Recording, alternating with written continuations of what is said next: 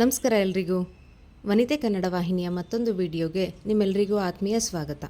ನಾನು ಚಂದ್ರಾಬಾಯಿ. ಎಲ್ಲರೂ ಹೇಗಿದ್ದೀರಾ? ಎಲ್ಲರೂ ಚೆನ್ನಾಗಿದ್ದೀರಾ ಅಂತ ಭಾವಿಸಿದ್ದೀನಿ. ನಾನು ಚೆನ್ನಾಗಿದ್ದೀನಿ.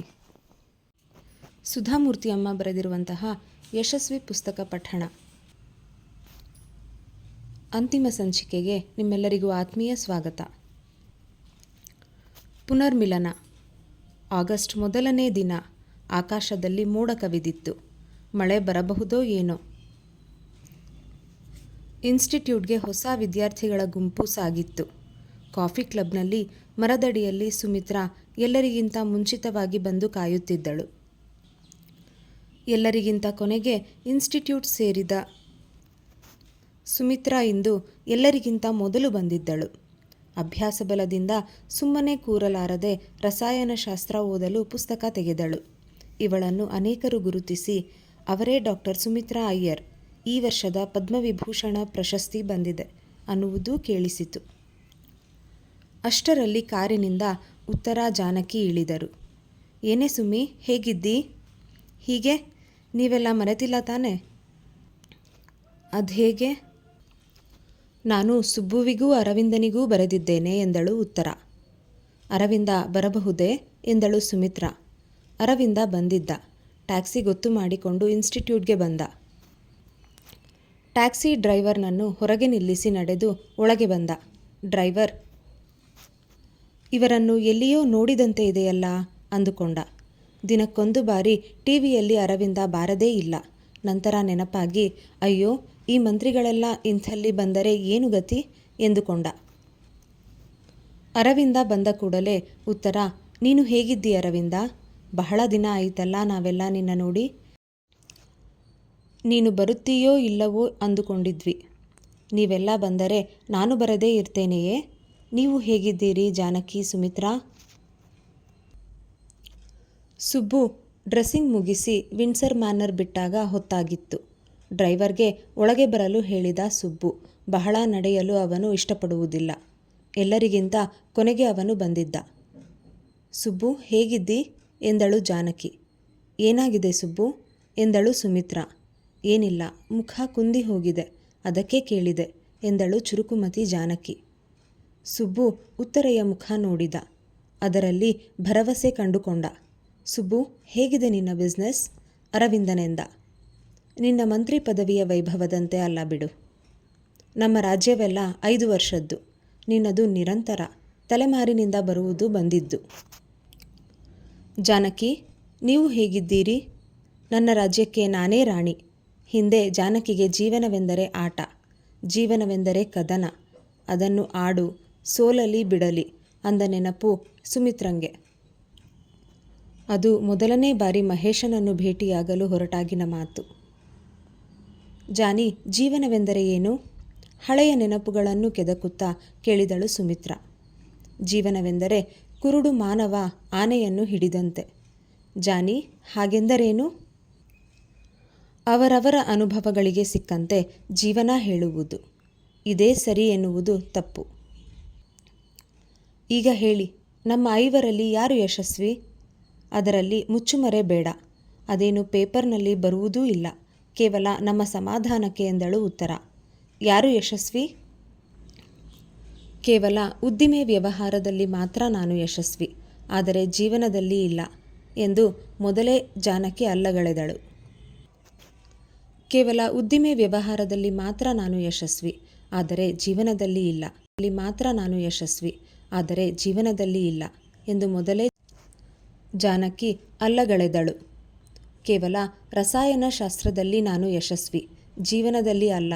ನನ್ನ ಕನಸುಗಳೆಲ್ಲ ಅಪೂರ್ಣ ಎಂದಳು ಸುಮಿತ್ರೆ.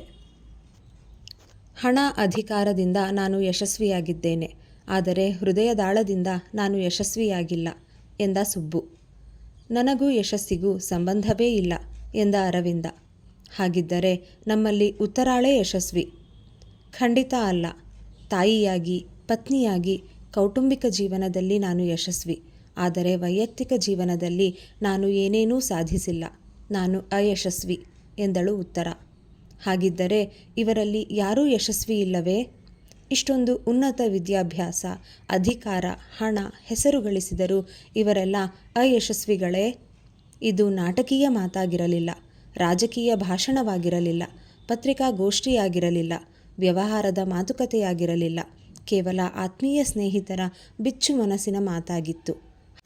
ಹಾಗಾದರೆ ಯಶಸ್ಸು ಅಂದರೆ ಏನು? ಉತ್ತರ: ಯಶಸ್ಸು ಅಂದರೆ ಏನು ಎಂದಳು ಜಾನಕಿ. ನನ್ನನ್ನು ಏಕೆ ಕೇಳುತ್ತೀರಿ? ಯಾವುದೇ ಜ್ಞಾನಿಯನ್ನು ಕೇಳು. ನನಗೆ ಯಾವಾಗಲೂ ನಮ್ಮೆಲ್ಲರಲ್ಲಿ ನೀನೇ ಬುದ್ಧಿವಂತೆ ಅನಿಸುವುದು, ಅದಕ್ಕೆ ಕೇಳಿದೆ. ಹೌದು ಉತ್ತರ, ಜಾನಿ ಹೇಳುವುದು ಸರಿ ಎಂದಳು ಸುಮಿತ್ರಾ. ನೀನು ಹೇಳಿದಂತೆ ಕುರುಡನೂ ಆನೆಯೂ ನಿಜ. ಆದರೆ ನನ್ನ ದೃಷ್ಟಿಯಿಂದ ನಾನು ಯಾವುದನ್ನು ಹೊಂದಬೇಕು ಎಂದು ಮಾಡಿದ್ದೆನೋ ಅದನ್ನು ಹೊಂದಿ ಆನಂದ ಪಡೆಯುವೆನೋ, ಅದರಲ್ಲಿ ಎಳ್ಳಷ್ಟೂ ಪಶ್ಚಾತ್ತಾಪವಿಲ್ಲವೋ ಅವರೇ ಯಶಸ್ವಿ. ಆ ಯಶಸ್ ಮತ್ತೊಬ್ಬರ ದೃಷ್ಟಿಯಿಂದ ಹಿರಿದಾಗಿರಲಿಕ್ಕಿಲ್ಲ. ಆದರೆ ಈ ಸಮಾಜದಲ್ಲಿ ಬಹಳ ಜನರಿಗೆ ಹಣ, ಅಧಿಕಾರ, ಅಂತಸ್ತು ಬೇಕಾಗುವುದು. ಅದಕ್ಕೆ ಬಹಳ ಬೆಲೆಯೂ ಇದೆ. ಸಮಾಜದ ದೃಷ್ಟಿಯಿಂದ ಅದನ್ನು ಹೊಂದಿದವರು ಯಶಸ್ವಿಯಾಗಿ ಕಾಣಬಹುದು. ಆದರೆ ವ್ಯಕ್ತಿಗೆ ಏನು ಅನಿಸುವುದೋ ಗೊತ್ತಿಲ್ಲ. ಹೌದು, ಉತ್ತರ ಹೇಳುವುದು ಸರಿ ಎಂದ ಸುಬ್ಬು. ಅವನ ದೃಷ್ಟಿಯಿಂದ ಹಣವೇ ಮುಖ್ಯವಾಗಿತ್ತು. ಅದನ್ನು ಹೊಂದಲು ಸರಳೆಯನ್ನು ಬಿಟ್ಟ. ಆ ಹಣ ಹೊಂದಿದ ಮೇಲೆ ಎಂದೂ ತೃಪ್ತಿ ಬರಲೇ ಇಲ್ಲ.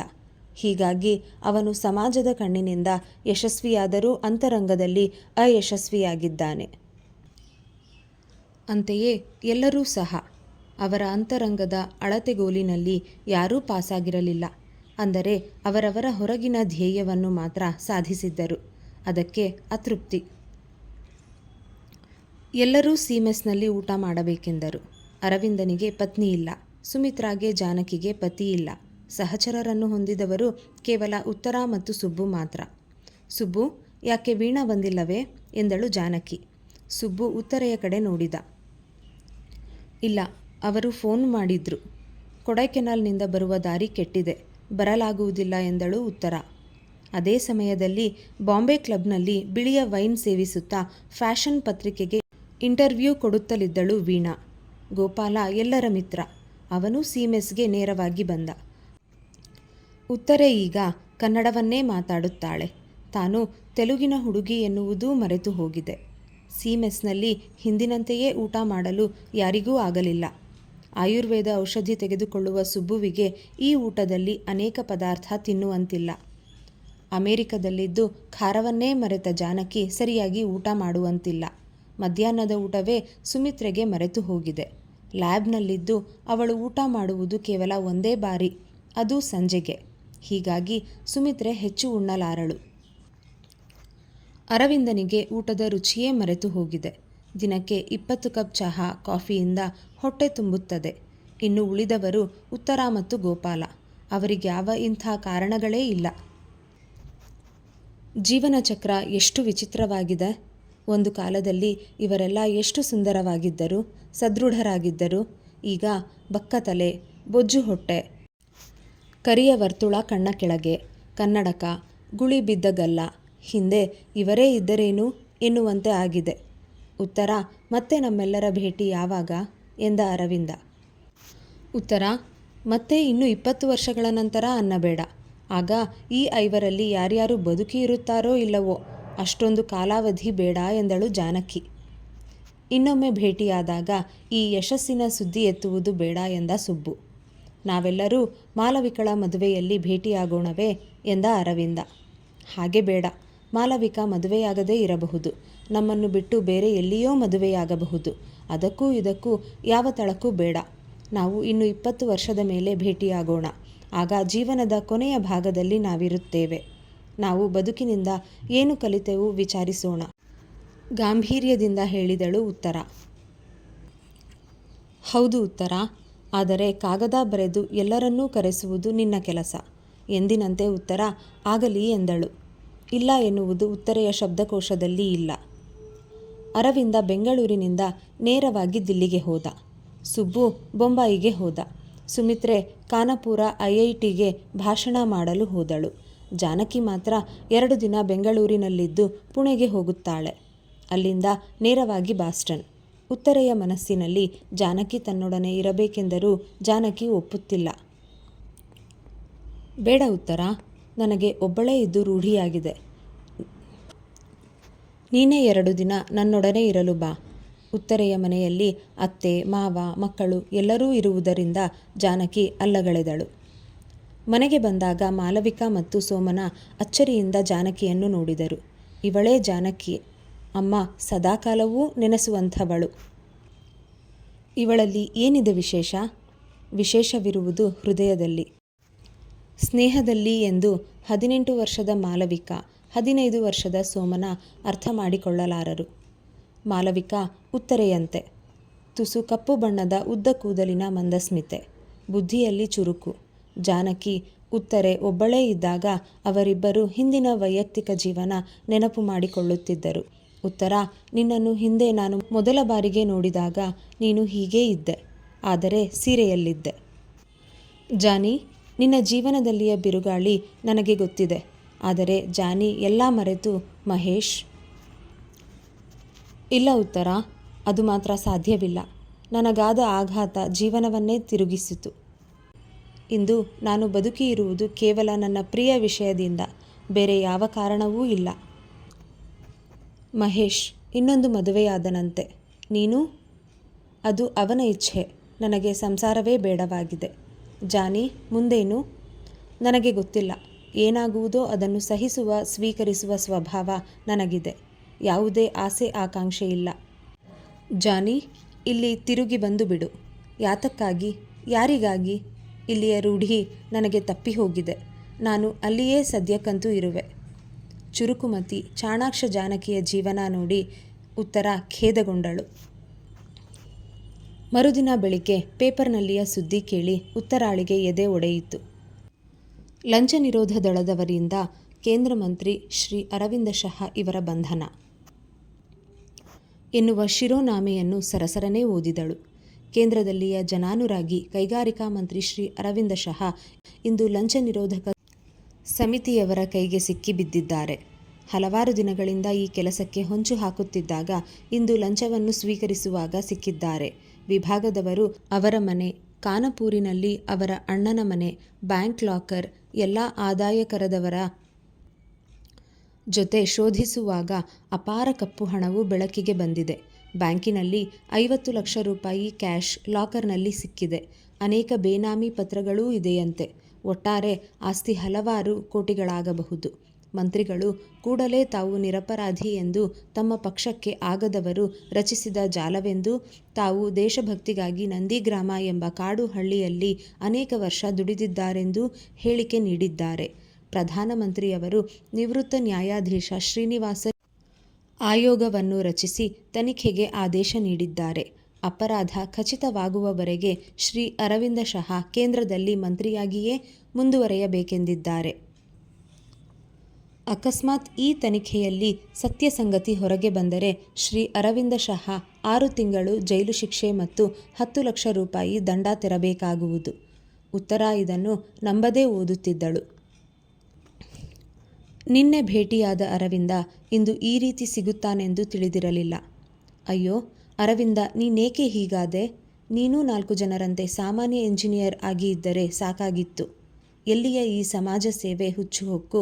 ನಂದಿಗ್ರಾಮದಿಂದ ದಿಲ್ಲಿ ಪಟ್ಟಣಕ್ಕೆ ಬಂದು ಮಾನ ಮರ್ಯಾದೆ ಕಳೆದುಕೊಂಡೆ ಎಂದು ದುಃಖಿಸಿದಳು ಸುಮಿತ್ರಾ. ಜಾನಕಿ, ಅಯ್ಯೋ ಹಣಕ್ಕಾಗಿ ಹೀಗೇಕೆ ಮಾಡಿದೆ? ಹಣವಿಲ್ಲದೆ ಬದುಕುವ ಕಲೆ ನಿನಗೆ ಗೊತ್ತಿತ್ತು ಅರವಿಂದ ಎಂದಳು. ಸುಬ್ಬು ನಿರ್ವಿಕಾರದಿಂದ, ಅವರವರ ಜೀವನಕ್ಕೆ ಅವರವರೇ ಹೊಣೆ. ಹಣೆಬರಹವನ್ನು ಬ್ರಹ್ಮನೂ ತಪ್ಪಿಸಲಾರ ಎಂದ. ಉತ್ತರ ಮೌನವಾಗಿ ಡ್ರೈವ್ ಮಾಡುತ್ತಿದ್ದಳು. ಜಾನಕಿ ಈಗ ಪೂನಾಗೆ ಹೊರಟಿದ್ದಾಳೆ. ಮತ್ತೆ ಎಂದು ಬರುತ್ತಾಳೋ? ಬಂದಾಗ ಹೇಗೆ ಇರುತ್ತಾಳೋ? ಹೀಗೆ ಚಂದ್ರ ತಾರೆಯರನ್ನು ಮುಟ್ಟಿಬಾ ಎಂದರೆ ಈಗ ಹೋಗಲೇ ಎನ್ನುತ್ತಿದ್ದವರು ಈಗ ಚಂದ್ರ ತಾರೆಯರು ಇಲ್ಲಿಯೇ ಇದ್ದಾರೆ, ಹೋಗಿ ಬಾ ಎಂದರೆ ಇರಲಿ ಬಿಡು ಎನ್ನುವಂತೆ ಆಗಿದ್ದಾರೆ. ಜೀವನ ಉತ್ತಮ ಗುರು. ಎಂತೆಂಥ ಪಾಠ ಕಲಿಸುತ್ತದೆ. ಪುಸ್ತಕದಲ್ಲಿ ಬರೆಯದೇ ಇದ್ದ, ಗುರುಮುಖೇನ ಹೇಳದೇ ಇದ್ದ ಪಾಠ. ಆದರೆ ಅದರ ಗುರುದಕ್ಷಿಣೆ ಅಪಾರ. ಜಾನಕಿಗೆ ಹಿಂದಿನ ಜೀವನ ನೆನಪಾಗಿ ಕಣ್ಣೀರು ತುಂಬಿ ಬಂತು. ಎಂಥ ಪರಿಸ್ಥಿತಿಯಲ್ಲಿಯೂ ಧೃತಿಗೆಡದ, ಎಂಥ ಪರಿಸ್ಥಿತಿಯಲ್ಲಿಯೂ ಜೋಡಿಸುವ ಜೀವನ ಕಲೆಯನ್ನು ಅರಿತ ತಾನು ಇಂದೇನಾಗಿದ್ದೇನೆ? ಜಾನಕಿ, ಕಳೆದು ಹೋದದ್ದು ಮರೆತು ಬಿಡು. ಕಳೆದ ಜೀವನ ಯಾವತ್ತೂ ಸುಂದರ. ಜೀವನದಲ್ಲಿ ನೀನು ಒಬ್ಬಳೇ ಕಳೆದುಕೊಂಡಿಲ್ಲ. ನಾವೆಲ್ಲ ಒಂದೊಂದು ರೀತಿ ಗೆದ್ದಿದ್ದೇವೆ, ಇನ್ನೊಂದು ರೀತಿ ಕಳೆದುಕೊಂಡಿದ್ದೇವೆ. ಇದೇ ಜೀವನದ ರೀತಿ. ಅದು ಹೇಗೆ? ಜಾನಿ, ನಿಸರ್ಗ ನಿಯಮ ಅದು. ಸದಾಕಾಲ ಜಯವನ್ನೇ ಗಳಿಸಿದವರು ಗರ್ವಿಗಳಾಗುತ್ತಾರೆ. ಆಗೊಮ್ಮೆ ಈಗೊಮ್ಮೆ ಸೋಲು ಕಂಡವರು ಹೆಚ್ಚು ವಿವೇಕಯುತರಾಗುತ್ತಾರೆ. ಅದಕ್ಕೆ ಜೀವನದಲ್ಲಿ ಇಂದಿನವರೆಗೆ ಯಾರೂ ಪೂರ್ತಿ ಗೆದ್ದಿಲ್ಲ, ಪೂರ್ತಿ ಸೋತಿಲ್ಲ. Life is a leveller. ಈಗ ಜಾನಕಿಯ ಮನಸ್ಸಿಗೆ ಹಾಯ್ ಅನಿಸಿತ್ತು. ಒಳಗೆ ಹೋಗುವ ಮುನ್ನ ಉತ್ತರೆಯನ್ನು ಬಿಗಿದಪ್ಪಿ, ಅದಕ್ಕೆ ಉತ್ತರ, ನಾನು ನಿನಗೆ ಬುದ್ಧಿವಂತೆ ಅನ್ನುತ್ತೇನೆ. ನೀನು ಅನೇಕ ದಿನಗಳಿಂದ ಕಾಡುವ ಪ್ರಶ್ನೆಗೆ ಉತ್ತರ ಹೇಳಿರುವೆ. ಉತ್ತರೆಗೆ ಉತ್ತರ ಕಷ್ಟವೇ? ಜಾನಕಿ ತಿರುಗಿ ನೋಡದೆ ಹೊರಟು ಹೋದಳು. ವಿದಾಯದ ಕಣ್ಣೀರನ್ನು ಒರೆಸದೆ ಆಕಾಶದಲ್ಲಿ ಹಾರಿದ ವಿಮಾನದ ದಿಕ್ಕನ್ನು ಗುರುತಿಸಲು ಉತ್ತರ ವ್ಯರ್ಥ ಪ್ರಯತ್ನ ಮಾಡುತ್ತಿದ್ದಳು. ಇಲ್ಲಿಗೆ ಯಶಸ್ವಿ ಪುಸ್ತಕ ಪಠಣ ಪರಿಪೂರ್ಣ. ಎಲ್ಲ ಕೇಳುಗ ವೃಂದಕ್ಕೆ ನನ್ನ ಅನಂತ ಧನ್ಯವಾದಗಳು. ಈಗ ಇಂದಿನ ಕಿವಿಮಾತು.